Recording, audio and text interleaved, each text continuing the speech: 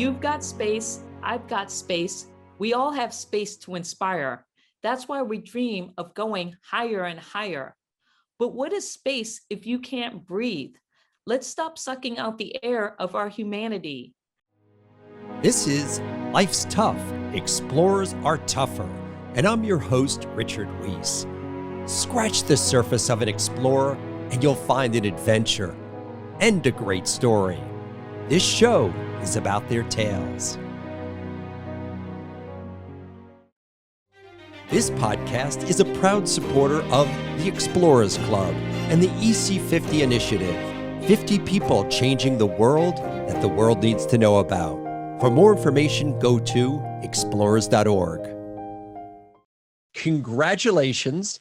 You are now part of the first civilian crew to go into space, the SpaceX launch.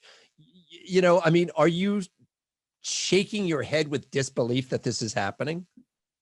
Oh yeah, every day. I'm like, what? How did I end up here? Thank you, Twitter. Yes, it's a dream come true. It's getting the golden ticket. It's that once in a lifetime opportunity. So, you've had a different type of route to be going into space than most astronauts. You seem to you see a lot of the older astronauts, the Apollo Space Lab, Skylab, they went to MIT, Stanford, the whole route. You started off in Guam and, you certainly didn't go that route. So what is the journey? When does the dream start for Sian Proctor? Well, what's unique is about my space story is the fact that I was born on Guam. And the reason why I was born there is because my dad was working at the NASA tracking station during the Apollo missions. He was working for a contractor, and my family was there from 1966 to 1970. So my dad was there for Apollo 8 and Apollo 11. And an interesting fact is that I was born 8.5 months after Neil Armstrong stepped foot on the moon. So I consider myself to be a moon celebration baby. And my parents would tell me about splashdown parties and just what it was like to be on Guam. And an interesting fact is that after Neil Armstrong and the Apollo 11 crew returned back to Earth, they did a tour of the tracking stations. So my dad got to meet Neil Armstrong, and I grew up with Neil Armstrong's autograph to my dad saying, "To Ed, thanks for all the help, Neil Armstrong, Apollo 11." And it's this family heirloom, and I'm going to take that to space with me. That's fantastic. So growing up as a kid, I have to tell you, so I am older than you, and I do remember them walking on the moon. And to think, and I've met Neil Armstrong and Buzz Aldrin and Michael Collins, but there was nothing in my life that would indicate that would ever be possible, right? It seemed so far away. You seem to have a little bit of a, family connection. At least you grew up with that in there. But how does the young Sian, take the steps to going into space? I mean, was that something you thought possible? Well, interesting enough, my dad was working in the space industry just for that short period of time, and then he went off into computers and stuff. So a couple of months after I was born, we left the island of Guam, and my life in snow began in Minnesota. But we always grew up with my dad's office always had these certificates from the Apollo, his time of helping human spaceflight. And my dad and both my parents kind of had this attitude of you can do anything, particularly my dad. Neither of my parents had college degrees. And so I kind of was an unusual child in a sense that I came out of the womb loving aviation and aerospace and airplanes, particularly military jets. At an early age, I just wanted to build model airplanes, and I was just fascinated with flying. And my dad recognized that, and he encouraged it. He took me to the, hobby shop to buy airplanes that I would build, and they were always military aircraft, because for me that was just exciting.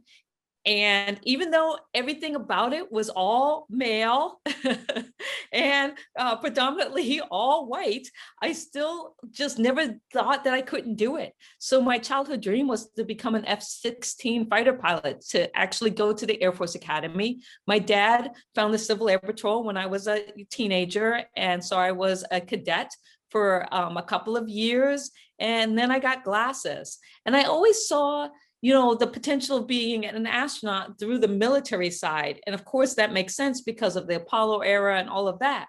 And I just thought, oh, you become an F-16 fighter pilot and then you become the shuttle commander. How hard could that be? But the funny thing is, I never saw myself as a traditional astronaut going to MIT or Stanford. I didn't think I was smart enough in that sense, but I never thought that I couldn't fly a military jet.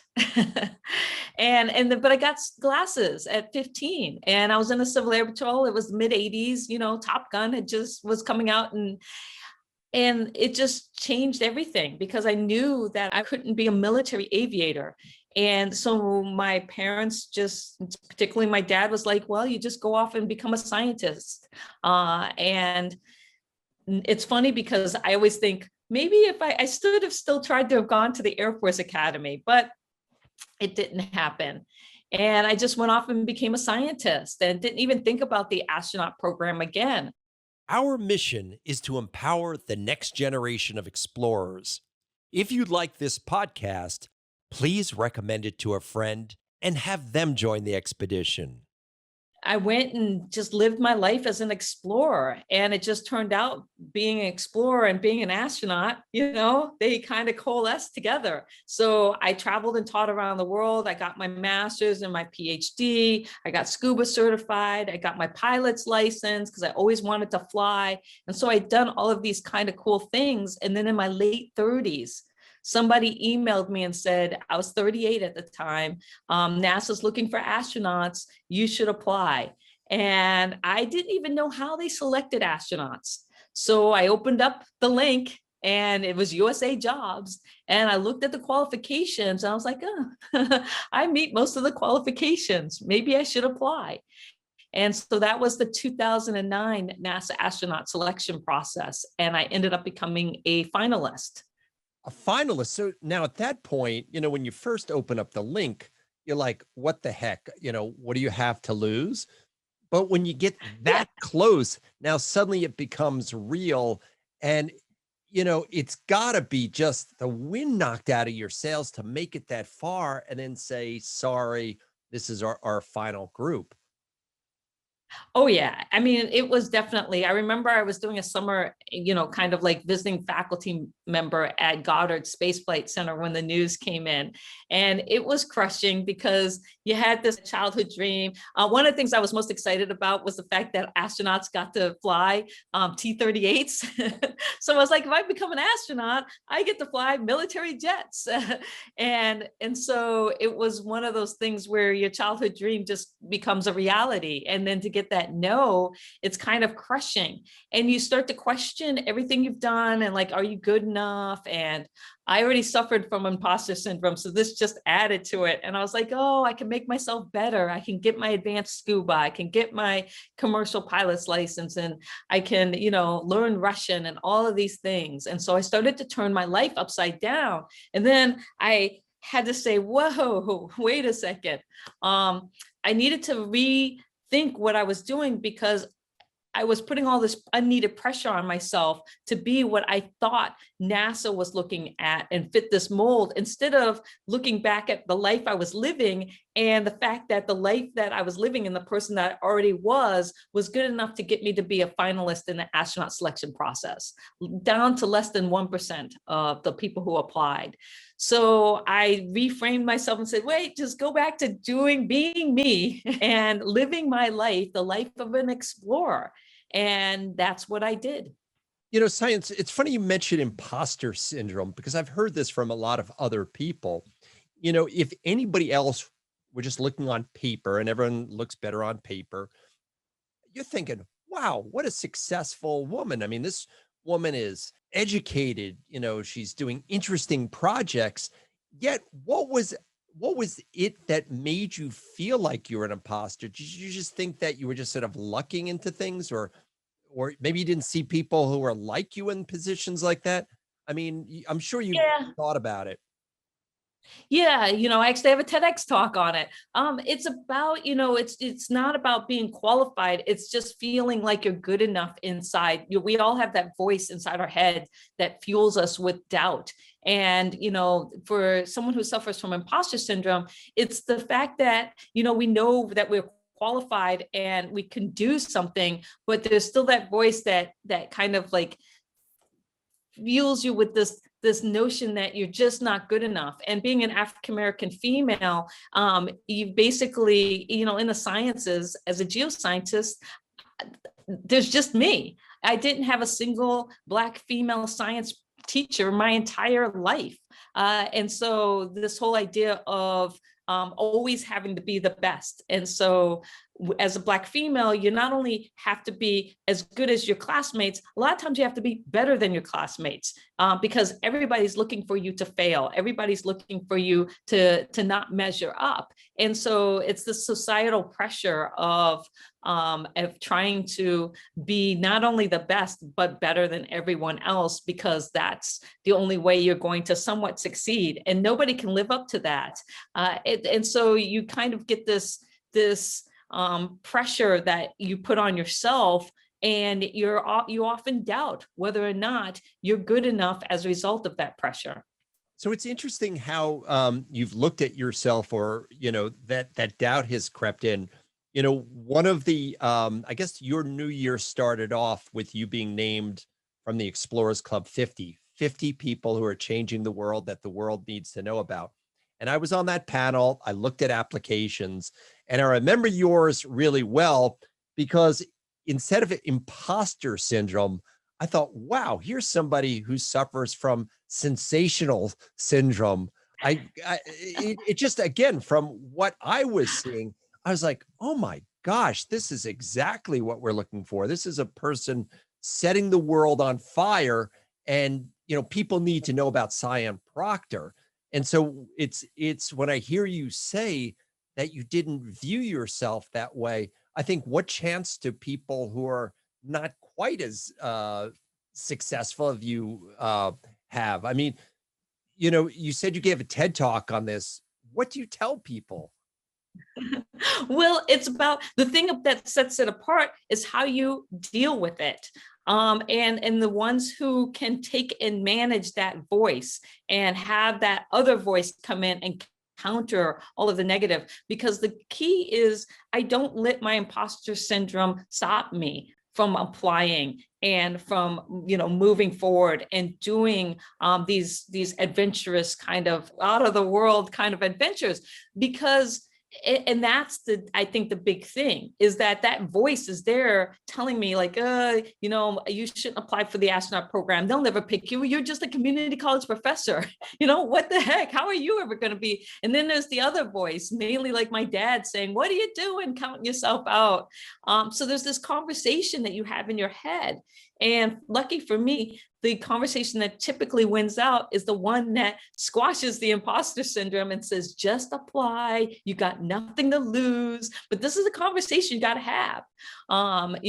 Put the energy in. You're still where you are, even if they say no, because a lot of times people don't like rejection, and that stops them from even putting themselves in the running for things, because they won't even apply for the fear of being rejected. And so it really is about strategies to mitigate.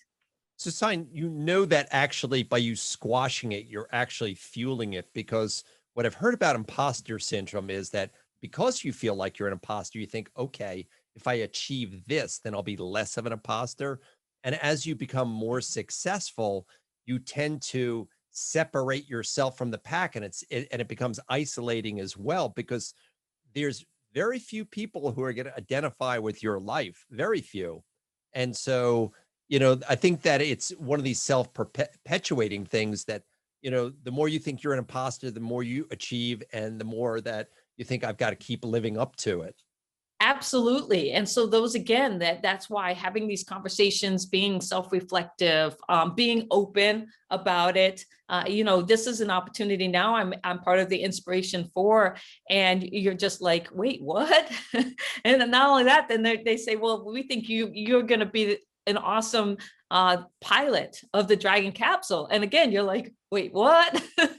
And so these are just amazing opportunities. But that voice, you know, you've been conditioned your whole life to have it there. And so it really is this kind of battle that goes on of knowing you've got the skills and you've got the ability and you've got to, and you got this. And that's where I'm at. I'm like, I got this. Okay, I'm going to be a dragon flyer. So you got a very nice compliment. I was speaking earlier today to one of your teammates, Haley Arsenault, and she said, you know, I look at Sian as like a big sister who really guides me and's got my back. And so, you know, already just someone who's going to be sitting next to you on this is already thinking you're her hero. Oh, that's so nice. I love my crewmates. Haley is particularly special because, you know, she is like the little sister that I don't have. And it's fun. You know, I was thinking about that today. There's this shot that just came out of the two of us in SpaceX spacesuits that got posted online.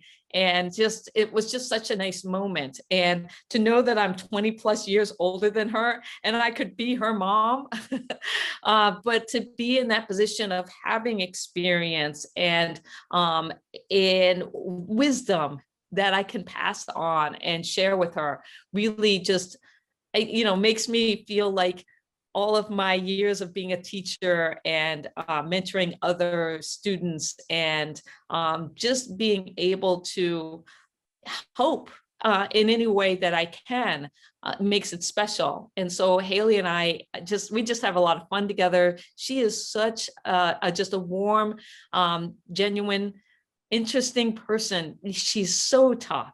And that's what I love about her, is that she just is determined. And I have that same, I can relate to that because I have that same type of determination. Hers comes from a different kind of source of having been a childhood cancer survivor, you know, but I can relate to some extent because, you know, just again, having that imposter syndrome, being a Black female and always having to kind of like have that grit to toughen out situations where the people around you don't understand.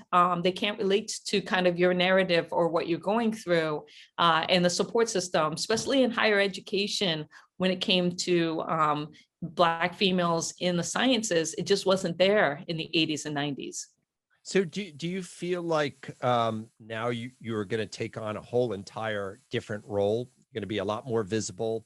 Other African-American little girls are going to see you and want to know your story. So what do you tell people about the bumps in the road? Because I know this hasn't all been just an upward trajectory. You've got to have had some, you know, major obstacles to overcome through this whole process. Oh yeah, it is not. Your life is rarely linear and straight. It's about zigs and zags and setbacks, but it's also about grit and perseverance and determination. And that's really my story. I kept telling myself, you know, as I got older, you know, well, Julia Childs became a chef in her 50s, you know, there's still hope for you, that kind of thing. And so as you keep pushing yourself to become known as one of the top Black female explorers, that's always been my goal. And to have it now that I'm in my 50s and to be first recognized as an Explorers Club 50, I was like, whoa, you know, this year's starting off amazing. But then to get inspiration for on top of that, I just am so thankful and grateful. And when I think about being a role model for women of color and people of color around the world, I feel very fortunate because I have a story that involves, you know, it wasn't easy. It did involve determination and perseverance. You know, my father passed away, who was my biggest champion when I was 19. And that really kind of like set me back in a sense of where I wanted to go and the things that I wanted to do, and how I wanted to live my life and be in the moment, because you just don't know when it's going to end. And so I feel like I have a strong message and story to share with people of not only being an astronaut now, but being a scientist and becoming an artist and investing in lifelong learning, what it means to be an explorer, and how exploration doesn't have to be, you know, something on this grand scale. You can be an explorer when you are learning something new for yourself. And one of the things I talk about is space to inspire, and how I can get people to understand that their space is not outer space, it's this unique space that surrounds them. And you wrote a And poem this is about your it. space. I You wrote did, a poem space to about inspire. I did. And that's how I won my Twitter contest to go to space. it. So Would you like me to read it? I would love it. And while you're getting it up on your phone, I know you're thinking, okay, maybe I'm a role model for African-American women.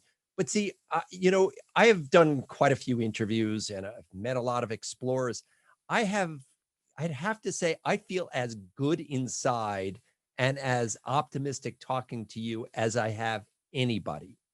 That you just radiate positivity, and that the fact that you're just flat out a role model, not just for African-American women or women, I think for anybody who hears that story, they can't help but smile and feel good and inspired by hearing your words. So on to your poem. That was my little message of how I'm feeling.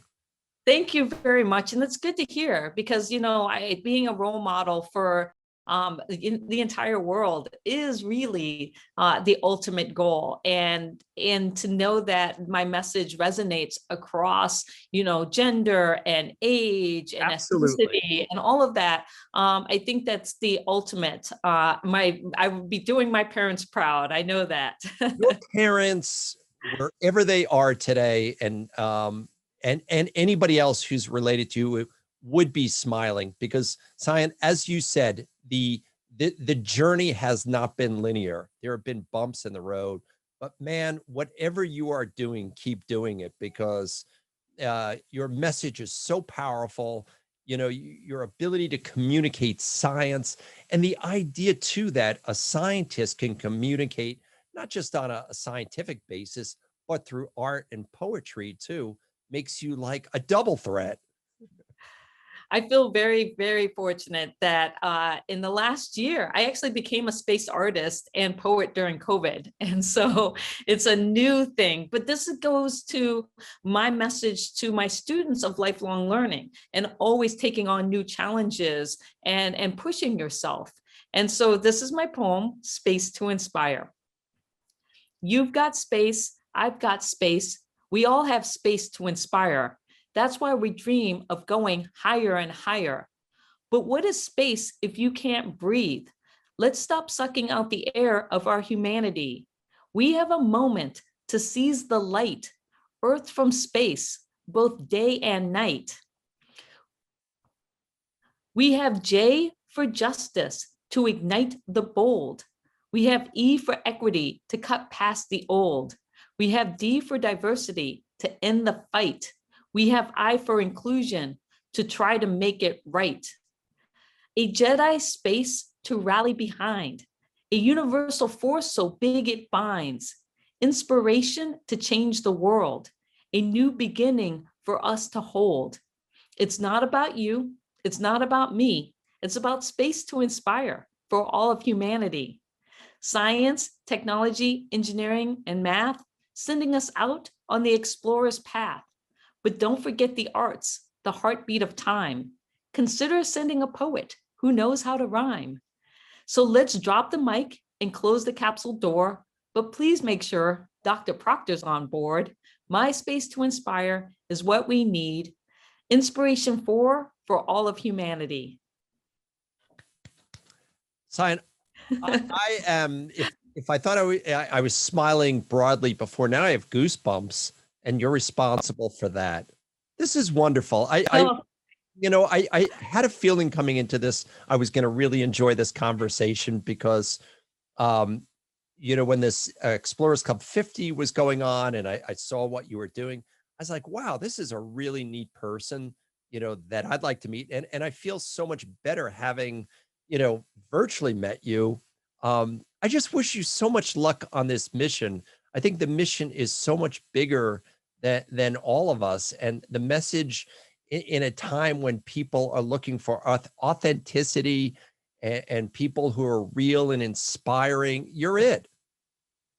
Oh, thank you. Again, it's been this magical year, and being named part of the Explorers Club and being recognized as an explorer is just such a dream come true. And then to have this opportunity to go to space and share my message of space to inspire, and a JEDI space, and this future for humanity, it makes me proud to think about how all of the things that have come I've done in my life have finally clicked together for this moment.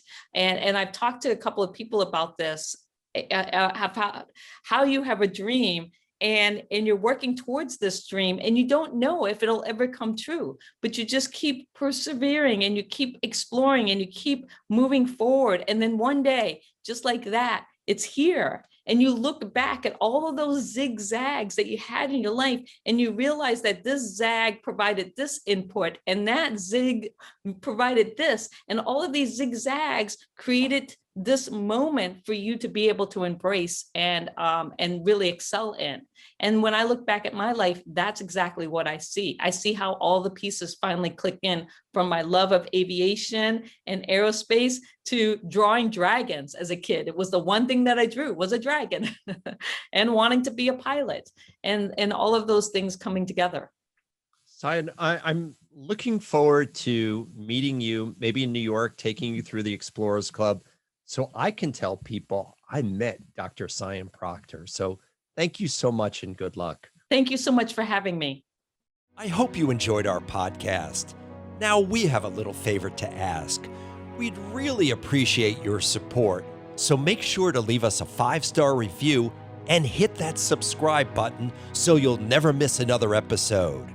See you out on the trail.